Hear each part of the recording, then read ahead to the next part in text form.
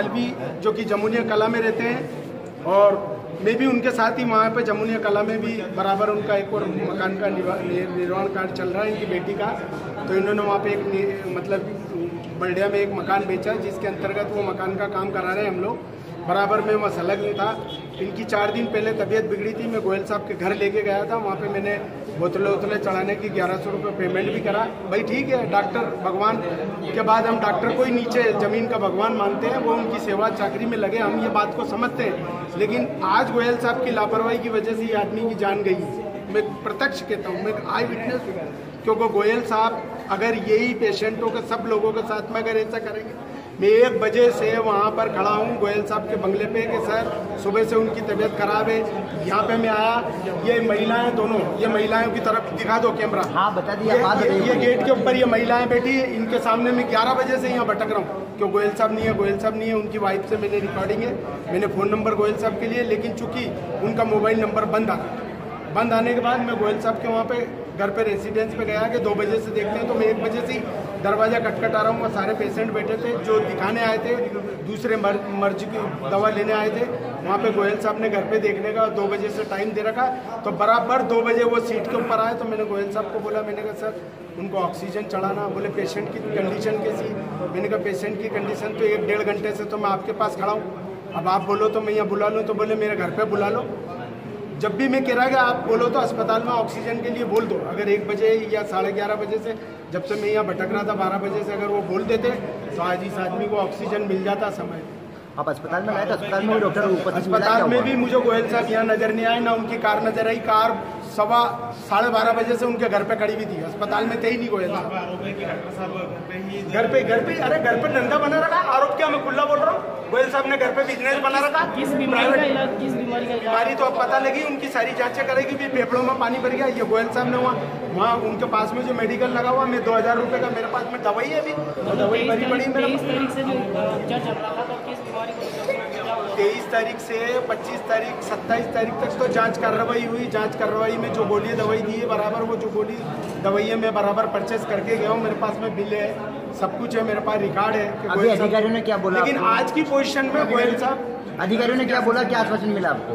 अधिकारी यहाँ तो किसी अधिकारी से अभी सारे अधिकारी बातचीत हुई नहीं, अचानक अभी क्या हुआ? एसडीएम साहब ने मुझे आश्वासन दिया है कि आप लिखित कार्रवाई करो, हम एक्शन लेंगे। मैं आपसे सभी से, पत्रकारों से, जनप्रतिनिधियों से निवेदन करता हूँ, जिन्होंने खाली नेतागिरी कर रखी ना, नेतागिरी तो अपने लेवल पे अपन करें, लेकिन किसी की जान जाने के पहले बिल्कुल ऐसी सुचारू रूप से ऐसी व्यवस्था करें कि कोई भी आदमी के साथ में, जो आज घटना मेरे सामने हुई है, वो किसी के साथ नहीं हो, बेचारे आम आदमी के साथ, एक आदमी की जान। मेरा नाम बाबू तूफान जिला अस्पताल में हुआ है, क्या मामला है? ये कह रहे हो सर, 1 मिनट भाई साहब, 2 मिनट यार, बाइट तो ले लें यार। 2 मिनट उनको बोला, हमने बात की, पूरा मामला दर्ज किया, तो आवेदन ले लेते हैं, उसके बाद जांच कराते हैं। जांच में पाया जाएगा समझ खा रहा है। जिला अस्पताल में इस प्रकार की आयोजन है व्यवस्था? हाँ, वही ला रहे हैं आगे से। बीच हम लोग उसको जांच भी करते हैं। हमारी टीम में जांच कौन करके डॉक्टर अपना हमारी इसमें लगातार नजर आज का जो मामला है सर, अभी इस प्रकार की शिकायत सामने आने करी है कि जिला चिकित्सालय के चिकित्सक है और वो घर पे 1100-1200 रुपये में इलाज कर रहे हैं, ये बड़ी बात हुई है। अभी देख लेते हैं उसमें क्या विधि है, क्या रूल्स है।